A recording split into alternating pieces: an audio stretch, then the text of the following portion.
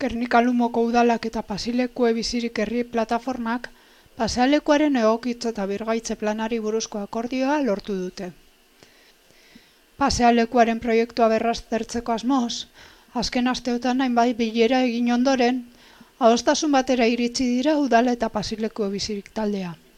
Horrela, bi alderdiek adostuta, Eusko Gudaria komentzeko eskulturaren kokapena berriro aztertu da. Eta izan behar duen garrantzia txikitu gabe, plazaren lehentasunezko erdigune batean kokatuko da.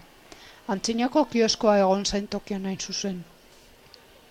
Behin, kokapena aldatuta, sortuko den toki hutsa, alboetako sarrerak eta erdiko parterrea toki bakarra bailitzan proiektatuko da. Toki publikoak lotuko dituena, ibilgailuak, oinezkoak eta mugikortasun mugatua dutenak bertatik ibiltzeko. Gainera, ezkerrean dagoen alboko parterreari dagokionez, goiko eta beheko tokien arteko lotura eskuratzeko parterre hau txikitu egingo dela adostu da. Eta zuhaitzak babesteko gainera, zapaldu daitekeen parterrea egingo da. Pasealekuaren izaera mantentze aldera hartu dituzte honako erabakiak, udalak eta pasealekue bizirik plataformak. Gainera, lanak bukatu bitartean, harreman arina eta erraza mantentzeko konpromisoa ere hartu dute bi aldeek.